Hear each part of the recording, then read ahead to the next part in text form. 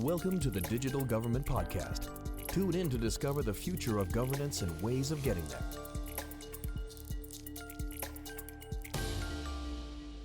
Welcome, everybody, to another episode of the Digital Government Podcast, always with your usual host, Federico Plantera, journalist, sociologist, and researcher, today accompanied, with great pleasure, by Doug Rutzen. Doug Rutzen, who is the CEO of the International Center for Non-for-Profit Law, and a center that has worked in 100 countries, over 100 countries, on the legal framework for civil society, public participation, and digital technology. Doug, a very warm welcome to the podcast. Thank you, Federico. It's a pleasure to be here. A welcome that can't be warmer because I'm already very excited to have you here, because you also, next to being the CEO of the ICNL, you also serve on the Open Government Partnership Steering Committee and also on the OECD Civic Space Observatories Advisory Group. But before getting into these topics, I want to get into your experience with Estonia, because I think that it does introduce a little bit this interaction, let's say, that there is between civil society, digital technologies. So you do have been coming to Estonia for many years. And why?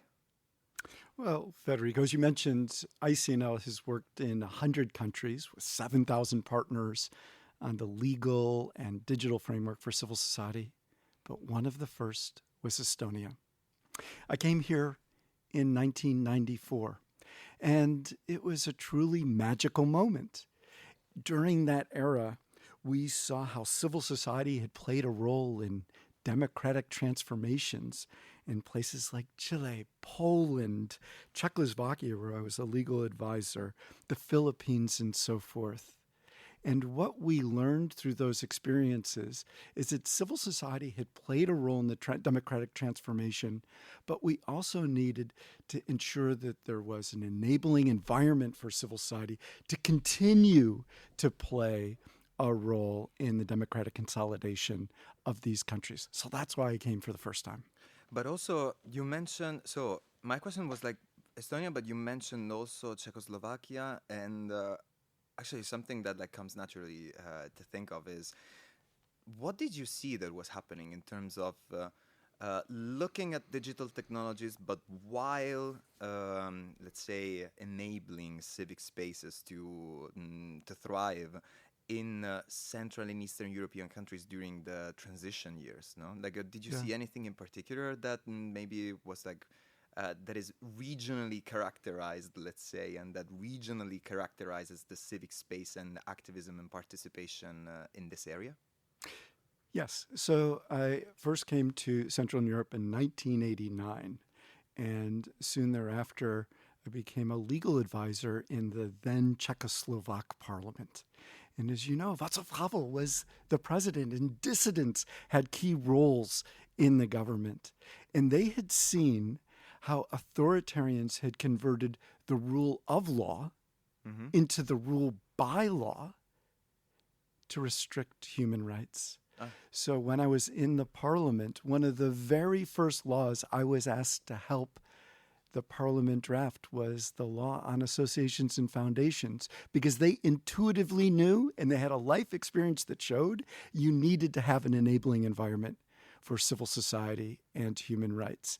And that, of course, was an issue that arose throughout the region. So in Central and Eastern Europe, there was a real political moment and a real political movement to help safeguard civic space. Yeah, because safeguarding civic spaces means also exactly enabling them to thrive in this sense. And Correct. For movement, and at the same time, maybe as well, I would say social movements, Exactly. to take place, and like Exactly. to push grassroots, let's say, initiatives and needs into the political debate and the political discourse, no? Federico, you're exactly right. And it's interesting that Professor Les Solomon wrote an article in the mid-90s, and he talked about the global associational revolution. But in the mid-90s, of course, we were also in the midst of another revolution, the digital revolution. True, yeah, of course. Right? And while they're often considered to be distinct trends, they have an important commonality that both help people to communicate, to connect, and to organize. So just as you're saying, whether it's within a formal civil society organization or a movement or just online, we saw that both these trends started to come together around the empowerment of people to influence their everyday lives. Actually, on this topic, you're making me think. First of all, I think that I need a further detail, let's say, about your experience and your career, because Yeah. you're also a university professor. You're Right. also teaching at Georgetown, and Right. I will let you say what's the name of your course. It's called Global Revolutions, A name I love. As soon as I saw it on the Civic website, Activisms in Civil Society. I was like, So- global revolution, yes. But also because the point that you're making, and also the timeline that you're focusing Yeah. on, makes me think of a couple of other phenomena, let's say, that have happened like in the following years, like more in the early 2000s, and then one actually more recently, where participation, social movements, protest Yes. benefited, let's say, in terms of being better networked and Exactly right. being more visible, let's say, in the public eye. Also thanks to technology and we say ICT, information and communication technologies, which is exactly, for example, what enabled as well. I remember the new social movements in the early 2000s Yes. during the G7, like Yes. the different events like that. But as well, more recently, through instead not forums like back then, but social media, Yes. the Gilets jaunes in France, for example. Protest movements, pushing issues, regardless of the matrix, in any case, using technology to form a network, to form nodes, in a sense. You're exactly right. And one can actually also look at the Arab awakening and all of the Obviously. protests and demonstrations that were organized online. And we needed to figure out how to protect that legally. And the reason I mention that is that we have this concept that you have the same human rights, whether you are exercising them on land or online. But initially, there was some pushback around the freedom of assembly. And this argument arose that you needed to be physically next to someone to be able to assemble. And we saw that countries would actually impede the ability of people to use social media in order to organize. We even saw this in Belarus. But we worked with the UN Human Rights Committee to really push for a general comment that protects the people to assemble online. Mm-hmm. And why was that important? We got that just before COVID. Ah, And then once the pandemic struck and people were assembling online outside of formal civil society organizations, it became obvious. of course, yeah.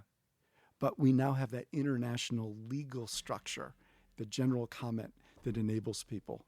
Yeah, because we already introduced, let's say, you mentioned some countries, Yeah. I mentioned some other countries, and through the work of the ICNL, as I said in introduction, the organization has worked in 100 countries on a legal framework for civil society. So on that basis, from this point of view, I would say even like privileged point of view of like global participation, like an outlook on global participation, what do you see when it comes to e-participation? Tell me something maybe about like, have you seen some positive practices, but also like some challenges that maybe we were not expecting, let's say, to see arise? Yes. So let me start with the challenges. One of the challenges we're seeing around digital discussions is that there's this inclination to focus them on the Euro-Atlantic Alliance.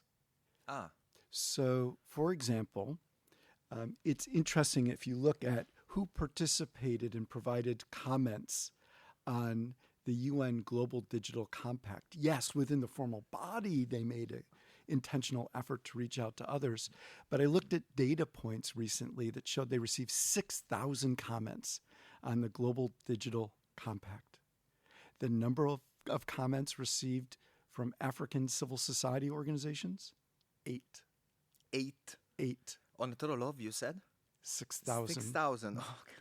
So we need to do a better job at decolonizing digital discussions and to amplify the voice of civil society from the global majority. Okay, but on the topic of you mentioned this word like decolonizing, let's say, no. So in this sense, how do we promote like a this more inclusive approach to digital decision making? How do we actively and effectively decolonize the digital discussions? Because also, actually, now that Please. you made me think about it, I mentioned two examples that, in any case, in my head, happened mostly in Europe, and then you added the Arab awakenings. No, even though I did see and follow, like very close up, let's say, what was happening in Northern Africa and in the Middle East during the Arab Springs. Because in any case, originally, I'm from south of Italy. I'm there basically.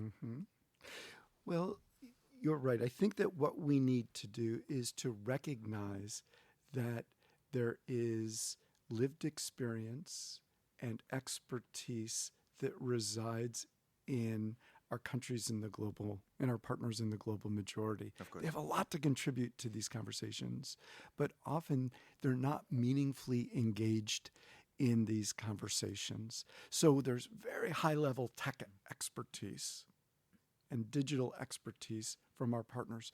But let me add a second dimension, which is that for many of our partners in the global majority, they got their hands full already. Maybe they're working on issues around climate or gender equality or democracy and so forth. And then someone comes forward and says, hey, do you have time? Could you provide comments on our national AI strategy? Number one, they don't really have time. And number two, they often don't speak digital.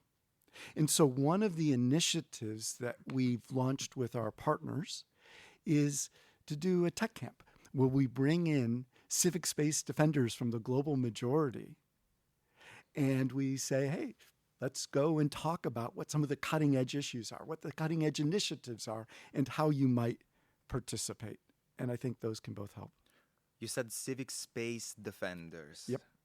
So does that mean that today or better, from your point of view, the civic space today has to be defended, let's say, more or less than maybe it used to or it did in the past, I would say, couple of decades? Because when we talk about ICT and the use of ICT, let's say, for grouping and regrouping and assembling, as you said, then what's the status of that today? But also at the same time, considering exactly what's the status today, what's at stake? So I'll answer generally and then specifically. Please. Generally, as you know, the data suggests that we're in the 18th consecutive year of democratic decline. And the international community often says that we're in a democratic recession. Personally, I think it's worse. I think we're on the cusp of the Great Repression. We're seeing in country after country governments that are undermining human rights and democracy and advancing authoritarian agendas. And they're doing this holistically. So we're seeing pressure on civil society organizations, their ability to form, operate, engage internationally. You know about the protests in Georgia literally these days over their foreign agent laws. But we also see attacks on other sectors. It might be a courageous anti-corruption official or a courageous judge or others. So we're seeing this overall compression of civic space and those that are democracy defenders. But now let me answer specifically. There are, of course, exceptions, perhaps exceptions that prove the rule.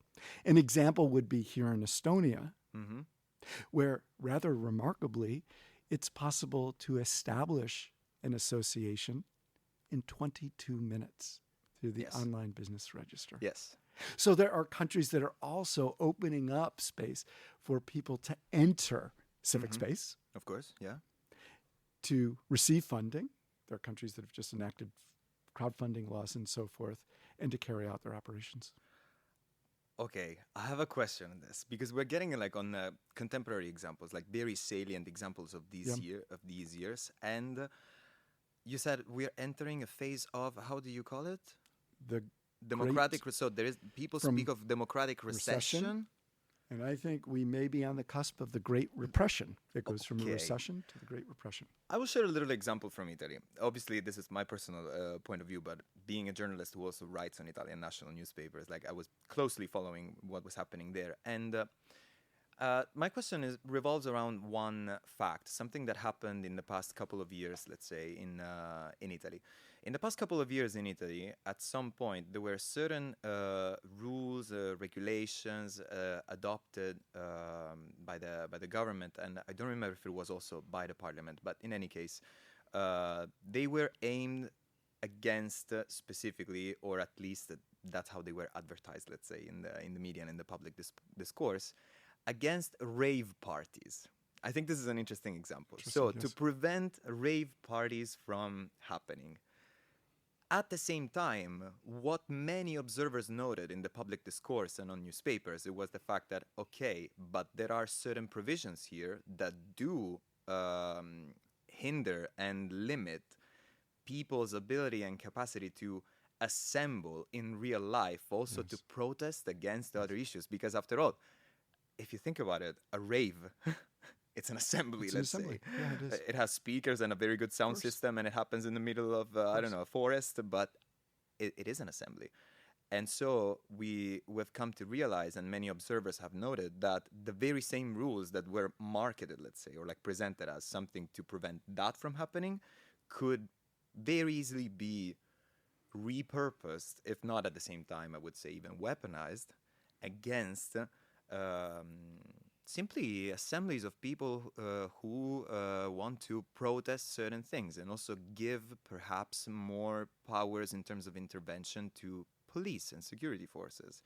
So my question on this point is, but that's happening or that has happened not only in Italy, also in other places. I'm thinking maybe of like Hungary or like other countries like this. And the question is, so that's happening also in countries that are democratic, that have elections, that elect leaders and parties and form parliaments. So this is not just a topic of like authoritarian, like that pertains to authoritarianism, but it's happening also in a democratic society. What's your take on this? And did you notice something similar in the past 5 to 7 years, I would say?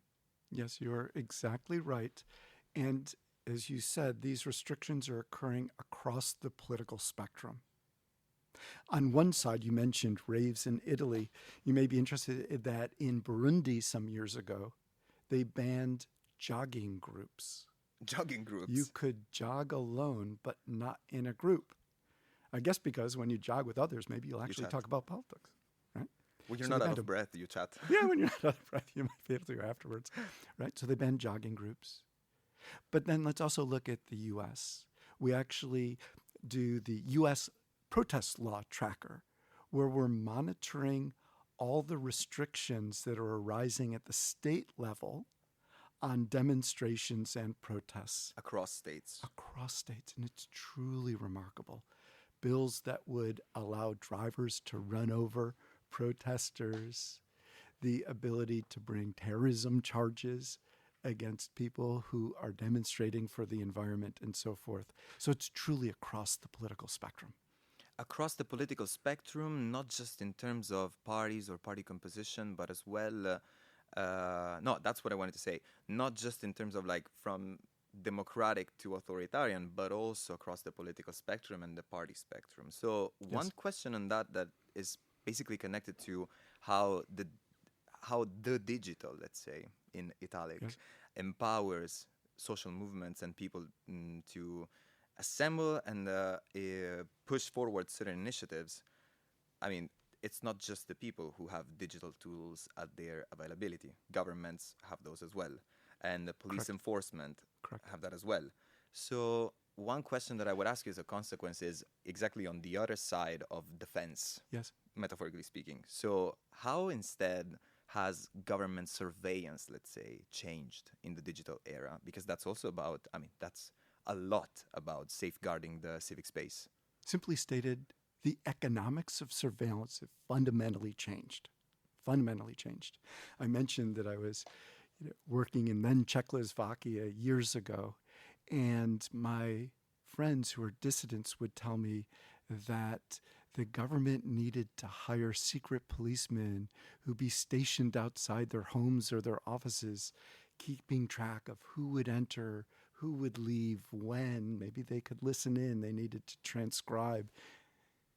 It's really expensive and very inefficient.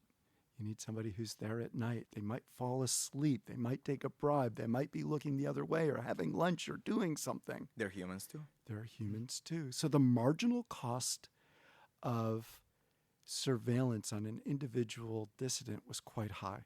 That's fundamentally changed in the digital era. They're pretty high startup costs for CCTVs and facial recognition and so on and so on and so forth. But the marginal cost of surveilling that journalist or the individual dissident or the human rights defender drops to virtually zero. And that's how we can end up moving from very targeted surveillance to mass Large surveillance. scale, yes. Correct. Yeah. So the economics have fundamentally changed. And in that sense, then, I guess that then the question that naturally follows this is, what are, in your opinion, the most common legal threats at this moment to civic space? Well, I think there are a few. If I may just go back to surveillance, I also just, if I can, add the issue of corporate surveillance. Oh, you totally can. Please. Yeah, because I think there were some fundamental decisions that were made during the Clinton administration in the U.S. where they said, look, there's this new thing, social media. How should it be funded? And the decision was made, you know what? It should be funded the same way that private media was funded in the U.S. Advertising. You probably know the term soap opera. Yes. The reason it's called a soap opera is because soap companies funded the TV shows. So advertising was the predominant funding model for TV shows. So the U.S. said, oh, you know what, for social media, let them focus on fundraising through advertising. Let them focus on advertising. Yes. They also made a decision for light regulation. That incentivized businesses to make at their core a business model focused on data extraction and monetization. And so we end up with what is often called surveillance capitalism. And we can see how that impedes civic space. There's a data broker that actually sold the location data and identifying information for everyone who visited Planned Parenthood, a group that works on sexual and reproductive health and rights in the U.S., for everyone who visited a clinic during a 1-week period in the U.S. The total cost from the data broker, $160. Oh, wow. $160, right? So when we look at surveillance, we got to look at both of these issues. And I think we have to fundamentally try to disrupt the business model focused on data extraction and monetization. There's some really cool initiatives to try to do that. You said we. So who do you mean when you say we should try to disrupt that? And in whose interest? I think we need a whole of society approach. It's a great initiative led by Project Liberty, Frank McCourt, who's looking at ways that we might be able to access capital that would help with changing business models and supporting groups that are not focused on data extraction and monetization. So it's civil society, it's investors. In terms of investors, I'd even say pension funds. There have been some pretty interesting conversations with pension funds. It's, of course, governments. It's tech companies, the media. I think it's a whole society approach. There is one... so I remember that during I will share with you something that I noticed during the conference days at the last e-governance conference. Yeah. And it's the fact that while almost as expected, let's say, close to everybody made sure to slip in the topic of artificial intelligence and AI into the picture, let's say, even just by mentioning it like this here and there. It was like, and also we need to take into account AI.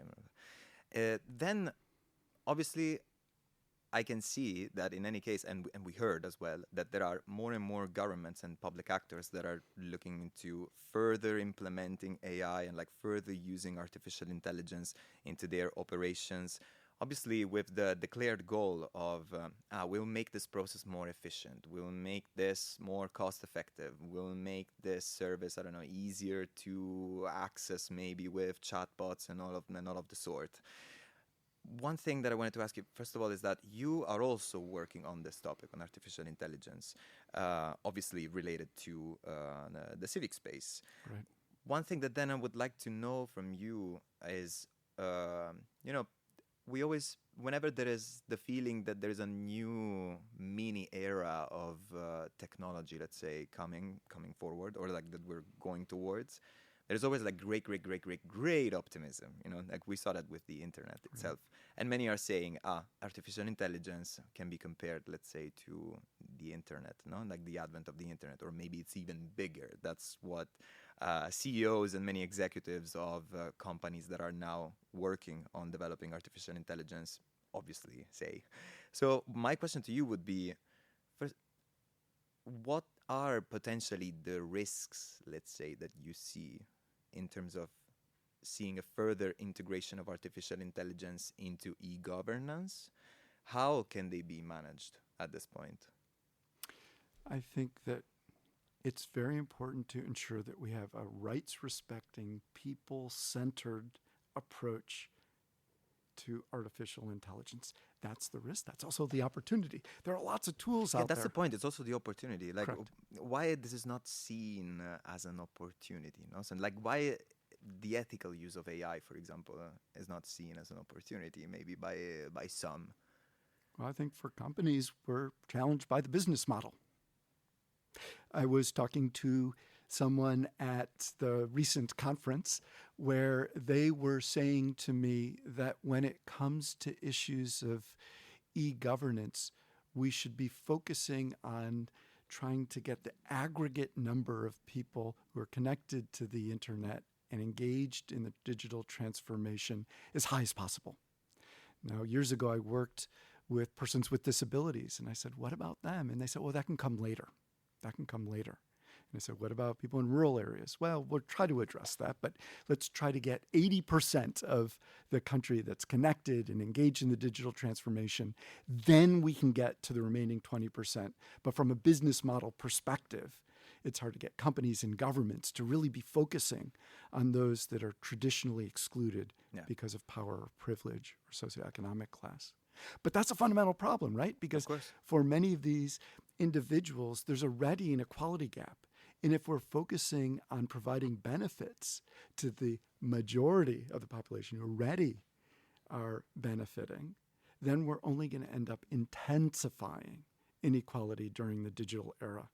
So what we're trying to do is to push for first principles around digital inclusion, which is meaningful, equitable, and safe access to the digital transformation for everyone, everywhere.